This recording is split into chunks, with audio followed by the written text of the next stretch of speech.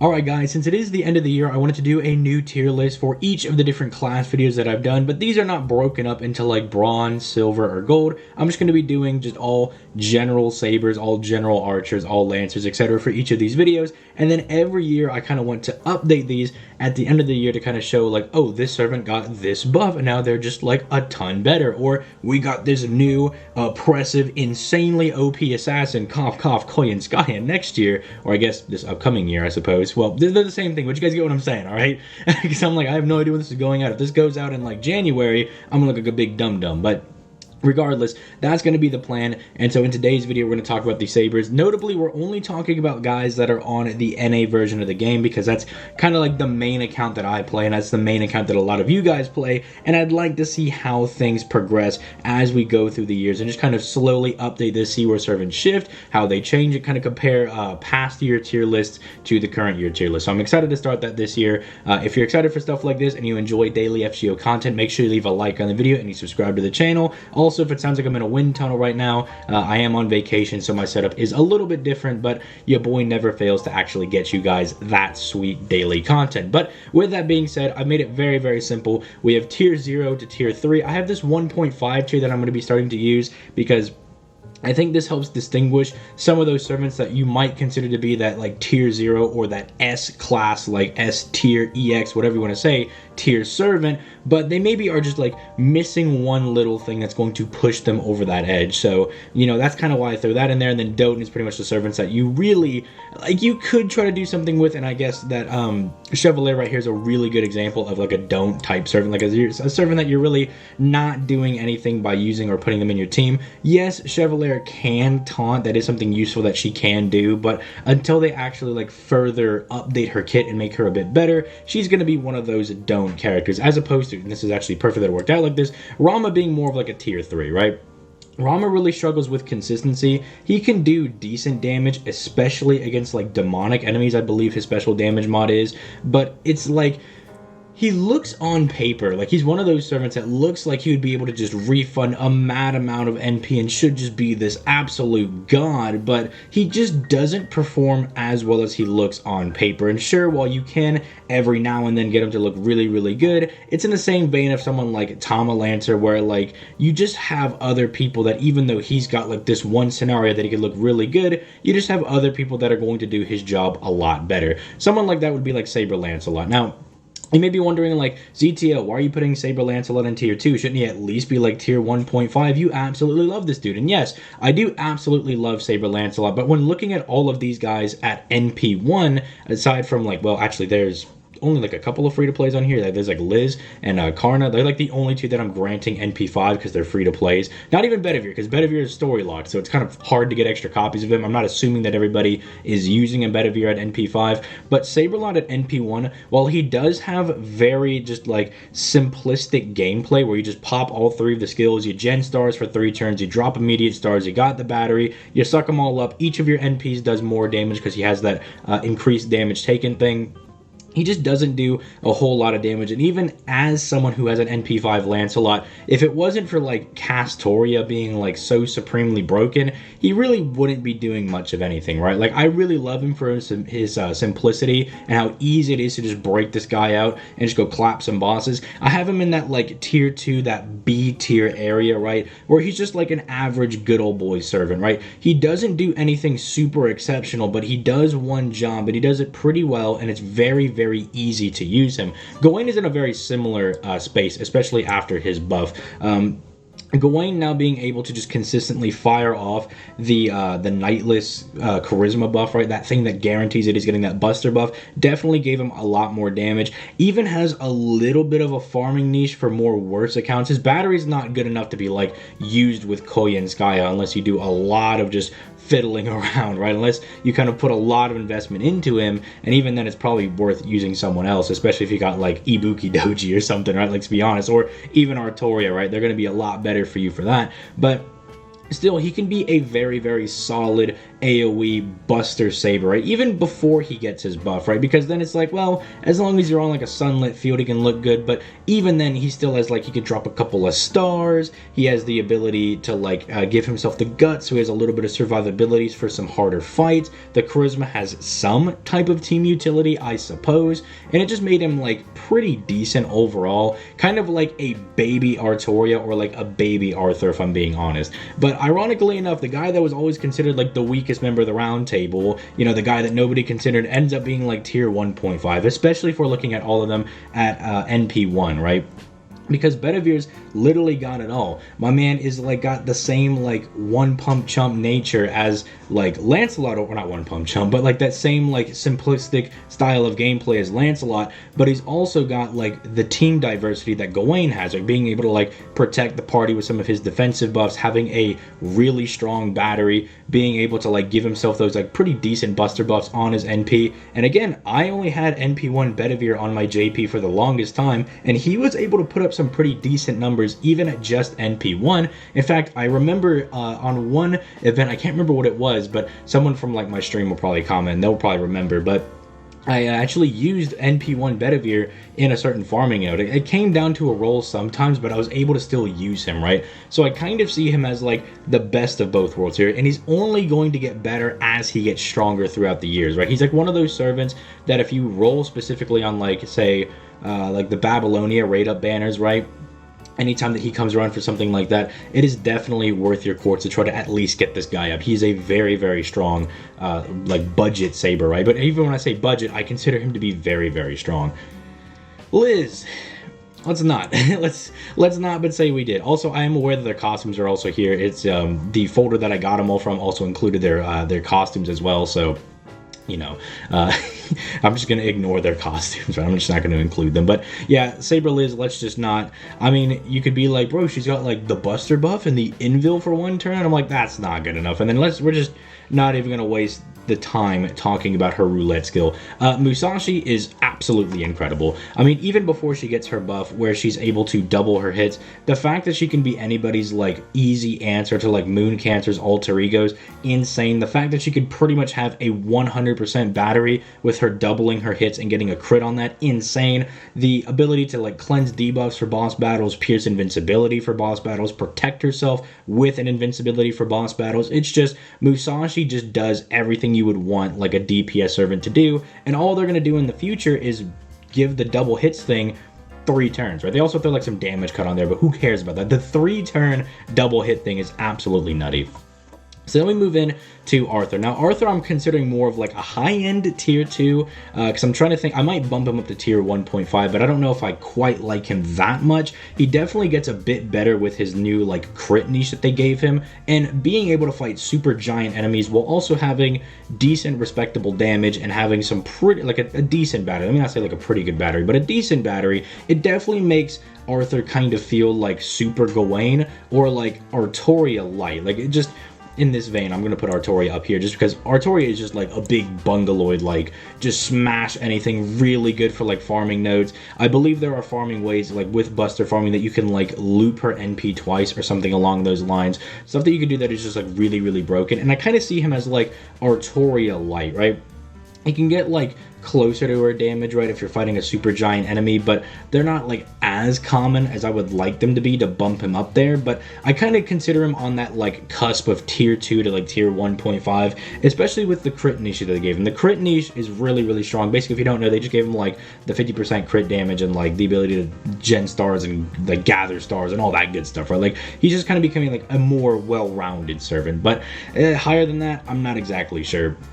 Then Suzuka, I don't have her super high, and my problem is that like while I like everything that Suzuka is doing, fundamentally she wants to be like Emiya or Iskandar, right? She wants to be, or like Raiko even, right? She wants to be a Buster AoE servant that is capable of dropping a dummy amount of stars, right, and then being able to play around with them, but she just doesn't drop enough. She just doesn't drop enough stars. And it's really baffling because on paper, again, it would look like she would be able to do that, but it just, I don't know, she just doesn't have the star gen stat that they do. Then again, people like Emmy are getting like 100% crit star gen, right? And they're just going absolutely ham taro, dropping just a bajillion stars on like a 10 hit NP or something, and they're just going absolutely crazy. Now, that's kind of like the main issue that I have with her, and it's kind of the main thing that stems a lot of issues from her kit, but she's still doing a lot of good things. She has sure hit. It's not quite Pierce invincibility, but sure hit is still good with dealing with,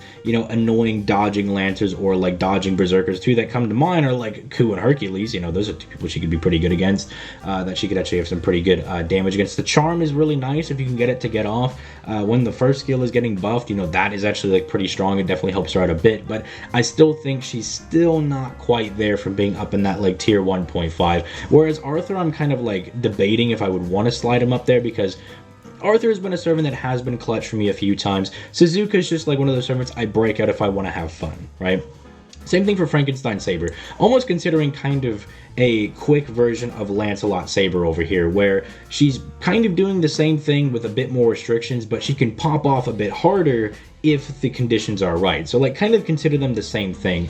If you don't know, Saber Frankenstein, the summer version of Frankenstein, has a cost to each of her skills, right? But they all give her immensely powerful effects, like big attack and notably massive NP gain that when combined with like being able to get crits and stuff can mean that she can just refund a just insane amount of her NP, right? It can make her pop off really well, but then, you know, sometimes if you're not able to pay the cost at the right time, maybe you're lacking the NP, or in some very funny scenarios, you don't have enough HP to pay, right? Stuff like that can be a little bit awkward, right? And it can cause her to be a little lackluster. Or also like if you've got the big NP gain buff, but you're just not getting those crits, it can be really, really unfortunate, right? Like let's say that you've got her sandwiched between two Scotties, and the Scotties are just stealing all of the stars because Frankenstein is just not genning quite enough. Those can be times where she can look a little bit bad because she's just not being allowed to pop off like she should be able to, but I'm gonna give her kind of like that area around Saber Lancelot where, like, you know, she can kind of supersede him. Like her highs are higher, but maybe Saber Lancelot's a little bit more consistent. I'll let you guys kind of chop that out in the comments down below. Then we have Munenori. So Munenori is kind of odd because Munenori is not a bad servant. He's basically like the Saber version of Assassin Lee, right? They're both like basically one pump chumps where they do a lot of damage in one turn. They kind of refund their NP. All of their buffs fall off, but in that turn, they should have been able to pop off again and fire a second NP because they should have just looped their entire NP with like whatever crits or whatever they were doing, right? They should have looped enough and should be able to do that. All right, quick cut there because there's like an ambulance going by the house I'm staying at, but basically I'm going to be slapping Munenori at the like top of tier 3 for the reason that you want servants that are like a bit more consistent in FGO nowadays. Like you want guys that can put up pretty decent numbers for like 3 turns straight, especially with bosses just very commonly having at least like 2 break bars, if not more. Also being a bit bulkier. It just seems that like Munenori was like really good kind of when he came out, but then bosses kind of power crept him like immediately after that, right? Really good around that Shimosa era with like the 1.5 stuff, but then when we started getting into Lost Belts, boss started getting harder, they started getting chunkier, and the fights just started frankly getting longer. And so while he is like very good in like a very short battle, right, like if you don't have to have him like fight a whole bunch of people, he's really, really strong. But if you're not doing that, he's not looking very good, and you know that's kind of like most of the fights in the game nowadays. So unfortunately I'm gonna have to slap him in tier, like the top of like tier 3, right? Because I don't really think he and Rama are like built the same, right? I think he's a little more built different than Rama is, but maybe I just gotta bump someone like Gawain down or something like that. Maybe I'll adjust that. But then we have Sigurd. I don't really think I need to really explain Sigurd very much. He can do very big Unga Boonga damage, and that's really about all he's able to do. Throw him at a dragon, he's really good, but he really is not doing anything super spectacular. It's kind of a meme for like how people want Sigurd to get buffed, because I don't think anybody outright hates Sigurd. He can do really good damage, and he's a really cool character in Lost Bell too, but he just doesn't really do a lot. It's like, oh my goodness, 100% crit damage for 3 hits and the 1 turn of Buster and the crit star gen? It's like, okay, Sigurd, I don't really know how we're tying this all together, buddy, but yeah, so I guess if you can get him to pop off, then congrats to you, buddy. Diarmuid Saber. I kind of consider like the more like finalized version of like these servants. And in fact, I'm actually going to bump him up to a tier higher, right? I kind of see him as like, what if we took like Frankenstein Saber and we took Saber Lancelot, kind of smushed them together, kept him as a quick single target Saber, but we made him really, really easy to use, but kind of eliminated a lot of the problems of both of those servants. He's kind of like a perfected version of like a looping Saber, right? And I think he's really good and doesn't get a lot of the love that he should be getting. Landling, I really don't want to put him in like don't, but like you can use him as an art support. So I guess he has like some kind of viability, I suppose. Like if you need to use him as an art support type servant, you can. I really probably should put him in don't, because even though you can do that, nobody does do that at all. But it's like Landling's not bad, but you're just never ever going to use this servant unless you're just like, dang, Landling kind of cute. That's like the only reason you're ever going to use this servant. He's not bad, he just doesn't really have a spot anywhere. But because I know that he's like really good and you can like make use out of him, I'm gonna keep him at the bottom of tier 3. I'm not gonna demote him to don't, because he at least has like more of a role than just being a taunter or whatever the heck Liz is doing over here. So I'm sorry, Landling, I gotta put you down here because you really just aren't doing anything right now in the meta. Benny Enma, pretty insane. Like I think she's pretty tip-top up there when it comes to like single target just sabers in general. I mean, what doesn't she do? She can protect herself, she can offer a plethora of buffs to her allies, a plethora of debuffs to her enemies. The ventriloquism, a passive, is really, really strong, granting her immunity. And I mean, her NP's also got, I believe it's the good and evil special damage mods, which are really, really strong, right? Because it pretty much means she can hit a lot of, or is it chaotic and evil? It's something like that where she can hit 2 different alignments at once. Forgive me if I don't have all of like the information of FGO memorized like an encyclopedia. I'm sure if I've already said like 2 or 3 things wrong in this video, someone in the comments has like typed out, well, ZTO, you see, actually, Diermude's NP gain is only point, like someone's already done that. So, you know, I think it's chaotic and evil, but you know, someone will correct me in the comments, right? But Benny Enma's just actually insane. She's able to do really, really good damage. The damage mods are very strong, and she just does a lot for the team and does a lot to the enemy, and is just in general a very, very strong single target servant. Then we have Lakshmi Bai. What do I do with Lakshmi Bai? Probably put her around, no, not up there, probably down here. While Lakshmi Bai is definitely an interesting servant, I think she's very reliant on like giving herself her own buff success rate to have her own buffs go through, which then kind of just makes her a mediocre AoE quick servant. And it's just like, I know I shouldn't be judging it like this, but knowing that like Okita Alter Saber is going to be coming out, I'm like, now that's an AoE quick saber, right? Like that is a good one right there. And Lakshmi Bai, I guess, was just like the blueprint for her. I mean, she's cute, she's a John phase. She is technically usable. You can break her out if you want to use somebody cute, but you have like a million better options to go for. She's just kind of mid. She really, really struggles to loop, and that's kind of the thing that a lot of people wanted her to do. So, yeah, it's a little bit unfortunate there. Another cut there because I just realized that Kagetora was in this list for some reason, but yeah, spoiler alert, I put Jason up here in tier 1.5. I don't think anybody's really going to disagree with this. He's literally baby Muramasa. He gets better every NP that he fires, but you already knew that if you've been using him to farm the most recent Lotto event over on the NA version of the game, and if you don't use him to farm the most recent Lancer like node in that Lotto event, you suck fat nards.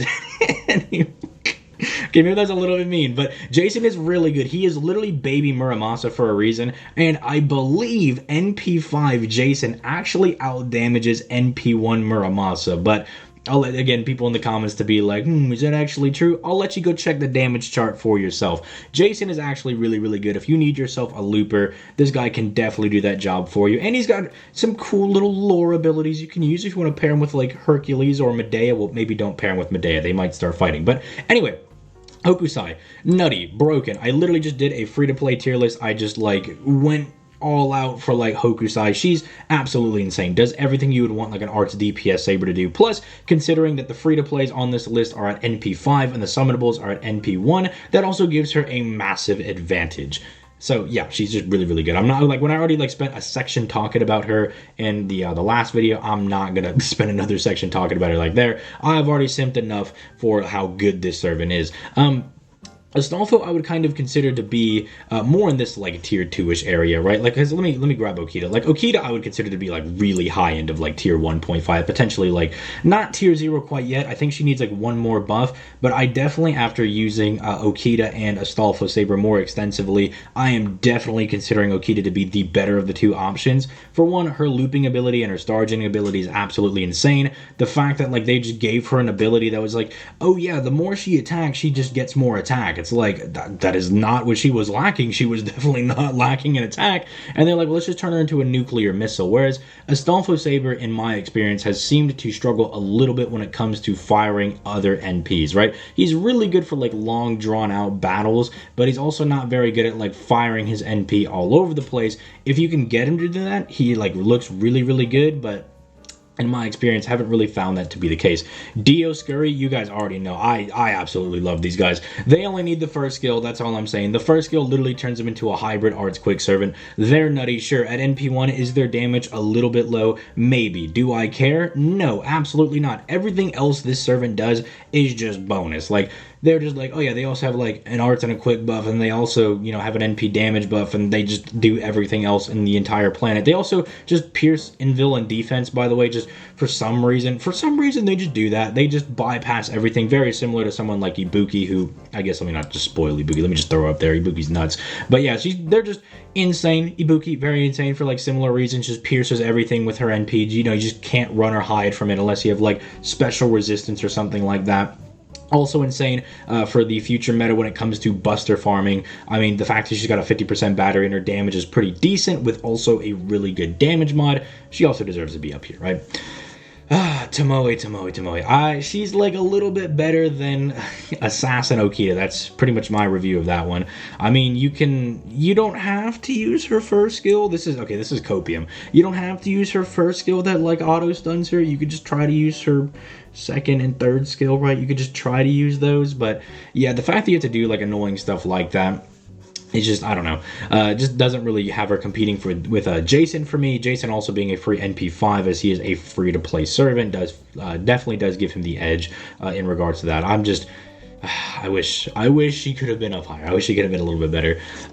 Saito's a really hard one to rank. I think I am going to kind of slap him kind of where Diarmuid is a little bit. Saito's really, really basic. He doesn't really do anything super, super special, but he's kind of like Lancelot, but like, what if we made Lancelot like 2 or 3 years later, where they gave him a bit more of a modern kit? Same thing for like Diarmuid to Frankenstein Saber over here. It's just like, what if we just modernized their kit a little bit better and just made them a tad bit better than their predecessors? Boom, they become really, really strong servants. But as opposed to like tier 1.5 being servants that I think could crack into tier 0, it's more for like these two maybe, as opposed to these guys. These are more like an A+ tier. Like, I think they're really strong and you probably should use them if you've got them. Whereas like these guys are, you know what, Okita, you're just getting up there. Like, Okita's just nuts. You know what, I gotta distinguish her from the other people over here. Like, let's just distinguish them, right? Let's just keep them separate.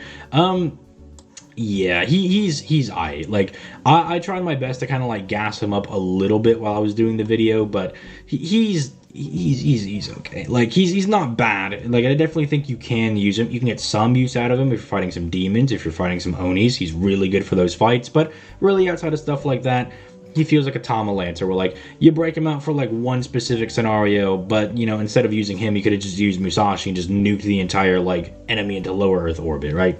You get what I'm saying? And then also just refunded all of your NP back with her double hit. So I don't know. That's just kind of how I feel about our boy over here.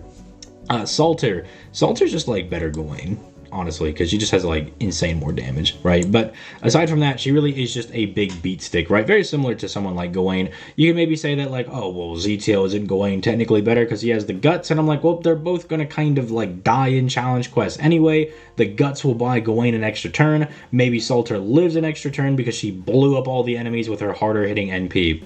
There's the argument for that one. They're basically very similar characters, and that's just the end of that, right? Although maybe Gawain with his like new buff could actually edge around a little bit. There you go. Gawain fans, there you go. You get to eat a little bit. Salter fans get to hold a W, which is friendly fire on myself. That is friendly fire on myself.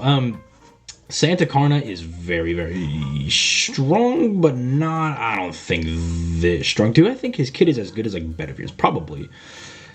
Probably, yeah. I do. Well, Bedevir's definitely slacking a little bit as an NP1 compared to these guys. Because this kid is a little bit too basic compared to them, where they're doing a lot more than he is, and he's just doing like basically the combined things that they're doing. But yeah, like Santa Karna is definitely strong. Him being a free NP5 gives him a bit more leeway, and he is doing everything you would kind of want a DPS servant to do, like good card buffs, the ability to do like crits.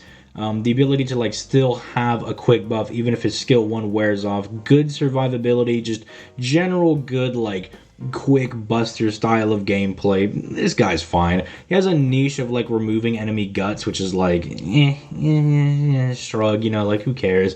Like, yeah, you remove their guts, it's kind of niche, but at least it's like this guy's still really good as opposed to like someone like down here, right, where they have more of a niche that doesn't really come up a whole lot. His is like, mine is a niche, but like, you know, I'm still really good even if that never does come up, right? Nero, it really hurts for Nero, right? I want to say that, like, yeah, she's got like some potential to be in higher tiers, right? You could use Nero for things, but realistically, like, you ain't using Nero for really anything. And in fact, the more I'm looking at this, I think I'm also gonna bump these guys actually down just a bit, right? I think I'm actually going to like shimmy them around. You know, you can stay over Gawain because you have triple guts as opposed to his 1 guts. That's probably a little bit better if you're forced to use Nero for survivability. But no, I think I really like Suzuka a bit more than like these guys who are just kind of bungaloids, right? Like they just do big boy damage, right?